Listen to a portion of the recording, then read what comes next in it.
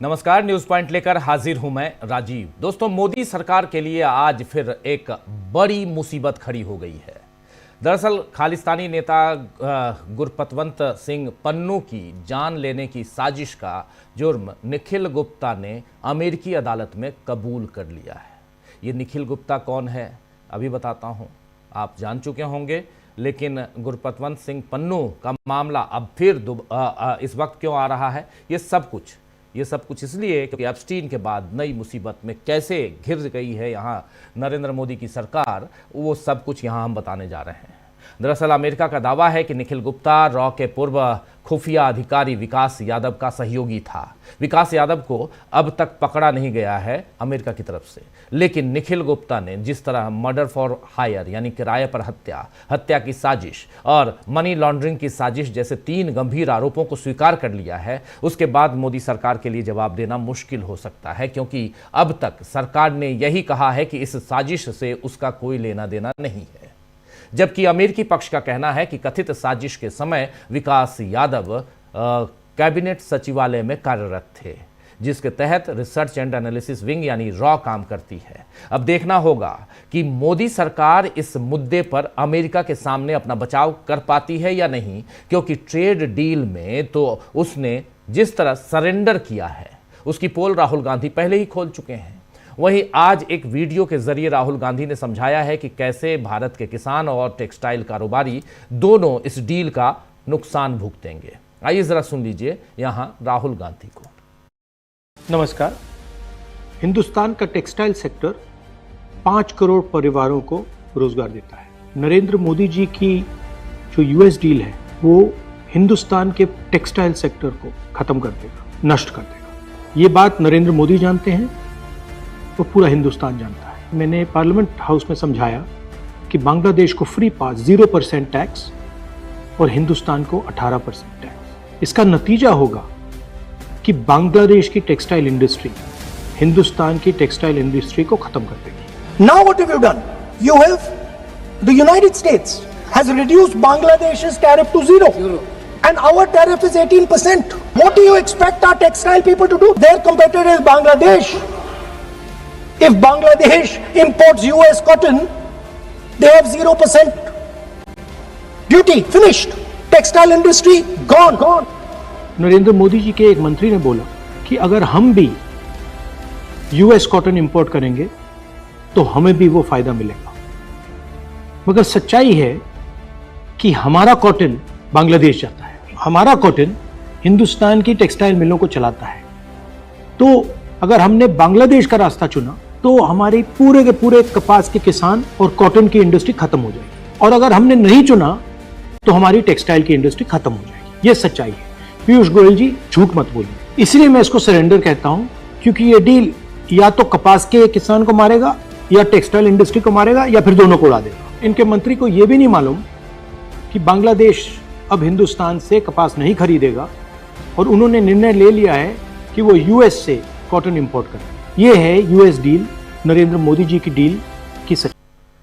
तो इस वीडियो में राहुल गांधी ने एक बार फिर बीजेपी नेताओं को मजबूर कर दिया है कि वो मोदी सरकार को बचाने के लिए राहुल गांधी पर बेतुके हमले न करें। पीयूष गोयल ने मुंबई में कहा है कि मुझे समझ नहीं आता कि राहुल जैसे नाकाबिल व्यक्ति को कांग्रेस ने नेता प्रतिपक्ष कैसे बनने दिया। इस बयान में ही बीजेपी का डर नजर आता है दोस्तों कि राहुल गांधी जब तक नेता प्रतिपक्ष बने रहेंगे, मोदी सरकार के खिलाफ विपक्ष मजबूती से खड़ा रहेगा। दरअसल लगातार 2 कार्यकालों में मोदी सरकार ने अपनी मनमानी खूब कर ली और नोटबंदी से लेकर जीएसटी तक और पुलवामा जैसे बड़े आतंकी हमले पर भी जवाबदेही से बच गई। मगर राहुल गांधी ने सवाल उठाना तब भी नहीं छोड़ा था और आज भी नहीं छोड़ा है। आज पुलवामा हमले को पूरे 7 साल बीत चुके हैं। जी हां, 7 साल, पूरे 7 साल बीत चुके हैं आज पुलवामा हमले के। 2019 याद कीजिए, 2019 यही 14 फरवरी। लेकिन इस बात का, और उस वक्त नरेंद्र मोदी क्या कर रहे थे याद है, शूटिंग कर रहे थे। लेकिन इस बात का जवाब नहीं मिला है कि आखिर कश्मीर जैसे संवेदनशील इलाके में सैनिकों को सड़क मार्ग से क्यों भेजा जा रहा था और उसी रास्ते पर कई किलो विस्फोटक से भरी कार कैसे पहुंच गई। इस बारे में दिवंगत सत्यपाल मलिक, जिन्होंने हमारे साथी प्रशांत टंडन जी के साथ कई बार इंटरव्यू में अपनी बातें कही हैं, उन्होंने कई बार मोदी सरकार पर हमला बोला था। और उस वक्त चूंकि उस समय वो जम्मू कश्मीर के राज्यपाल थे, अविभाजित जम्मू कश्मीर एक राज्य के तौर पर 370 नहीं हटा था वो जम्मू कश्मीर, और राज्यपाल सत्यपाल मलिक थे।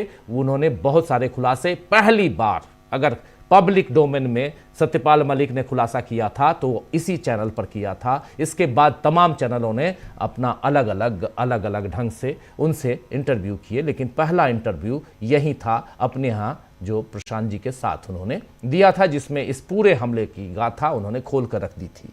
इस बारे में दिवंगत सत्यपाल मलिक ने कई बार मोदी सरकार पर हमला बोला था, और आज कांग्रेस ने उन्हीं से बातचीत का एक वीडियो भी सुबह ही ट्वीट किया है। राहुल गांधी ने भी बाद में उनका इंटरव्यू किया था, और उस इंटरव्यू का वीडियो आज कांग्रेस ने ट्वीट किया है। जाहिर है कांग्रेस देश की सुरक्षा से जुड़े गंभीर सवाल को अनसुलझा नहीं छोड़ना चाहती, लेकिन मोदी अब भी लफाजी में इसे उलझाए हुए हैं। आज ही असम में नरेंद्र मोदी ने इस बारे में कहा है कि आज का भारत न सिर्फ अपनी सीमाओं को सशक्त कर रहा है, बल्कि देश के दुश्मनों को उनके घर में घुसकर जवाब भी देता है। आज पुलवामा हमले की बरसी है। मैं इस हमले में जान गंवाने वाले मां भारती के वीर सपूतों को नमन करता हूं। इस आतंकी हमले के बाद भारत ने जिस तरह आतंकियों को सजा दी वो पूरी दुनिया ने देखा है, और कुछ लोग तो आज भी कांप रहे हैं। अभी आपने भारत की शक्ति ऑपरेशन सिंदूर में भी देखी है। पुलवामा जरा सुन लेते हैं, चलिए नरेंद्र मोदी जी को थोड़ा टॉलरेट कर लीजिए। मैं जानता हूं आप लोग नहीं सुनना चाहते, लेकिन सुन लीजिए। बहुत इंपॉर्टेंट इसलिए है क्योंकि यहां से यह सवाल पूछा जाएगा कि पता नहीं पुलवामा के दोषियों को नरेंद्र मोदी की सरकार ने कब पकड़ा और कौन सी सजा दी है, ये नहीं पता। अगर नहीं है, हमें नहीं पता है, नरेंद्र मोदी की सरकार बता दे जरूर। लेकिन पहले सुनिए। साथियों, आज देश को सिर्फ एक और इमरजेंसी लैंडिंग स्ट्रिप नहीं मिली है, उनके घर में घुसकर जवाब भी देता है।